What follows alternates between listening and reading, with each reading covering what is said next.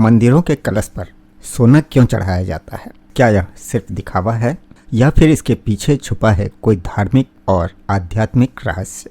तो दोस्तों, क्या आपने कभी गौर किया है मंदिर के शिखर पर लगा कलश अक्सर सोने का ही क्यों होता है?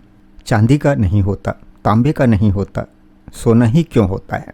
क्या यह सिर्फ धन दौलत और वैभव के दिखावे के लिए होता है या फिर इसके पीछे कोई ऐसा रहस्य छुपा है जो हमारे शास्त्रों और ऊर्जा विज्ञान से जुड़ा है? तो आज हम खोलेंगे मंदिरों के कलश पर सोना क्यों का वह रहस्य जो बहुत कम लोग जानते हैं।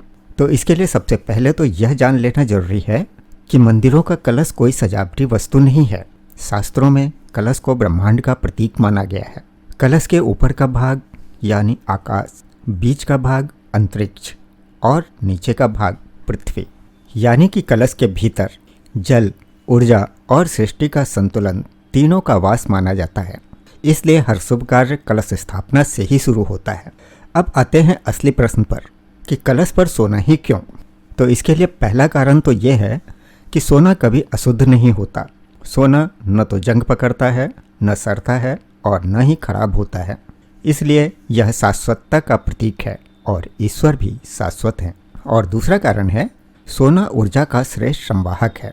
शास्त्रों और आधुनिक विज्ञान दोनों ही मानते हैं कि सोना सकारात्मक ऊर्जा को अवशोषित भी करता है और उसे विकृत किए बिना प्रसारित भी करता है।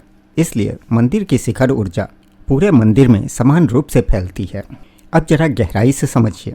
मंदिर यानी कि मानव शरीर, गर्भगृह यानी कि मानव हृदय, शिखर यानी कि मानव मस्तिष्क और कलश यानी कि सहस्रार चक्र। और शास्त्र कहते हैं सहस्रार चक्र पर स्वर्ण ऊर्जा का वास होता है। इसलिए मंदिरों के कलश पर सोना चढ़ाया जाता है जो कि चेतना के सर्वोच्च स्तर का प्रतीक है, जहां अहंकार समाप्त होता है और ज्ञान प्रकट होता है। अब इसका पौराणिक संदर्भ भी समझिए। कहा जाता है कि जब समुद्र मंथन हुआ तो सबसे अंत में निकला अमृत कलश। उस अमृत कलश पर देवताओं ने स्वर्ण आभरण चढ़ाया। क्यों? क्योंकि अमृत को संभालने के लिए सबसे शुद्ध धातु चाहिए थी और वो थी सोना। और यहीं से यह परंपरा मंदिरों के कलश तक पहुंची। अब एक सवाल और कि क्या सोना अनिवार्य है? तो देखिए, यह बहुत महत्वपूर्ण बात है क्योंकि हम सभी इस बात को जानते भी हैं और समझते भी हैं कि भगवान सोने के भूखे नहीं हैं और बिना सोने के मंदिर अपूर्ण नहीं होता। लेकिन फिर भी जहाँ सामर्थ्य है वहाँ स्वर्ण है और ऐसे में सोना समर्पण और सर्वोच्च अर्पण का प्रतीक बन जाता है। अगर सोना नहीं है तो भी भाव पर्याप्त है। अब आते हैं कि मंदिरों के कलश पर सोना चढ़ाने का असली संदेश क्या है। तो संदेश यही निकलता है कि अपने जीवन के शिखर पर शुद्ध विचार रखिए और अहंकार नहीं, विवेक रखिए। जीवन स्वयं पवित्र हो जाता है। तो दोस्तों, कलश पर सोना केवल चमक नहीं है, वह एक संदेश है। ऊपर उठो, शुद्ध बनो और अपने जीवन के शिखर को पवित्र रखो। यही कारण है कि मंदिरों के शिखर पर सबसे पहले सूरज की किरण स्वर्ण कलश को ही स्पर्श करती है।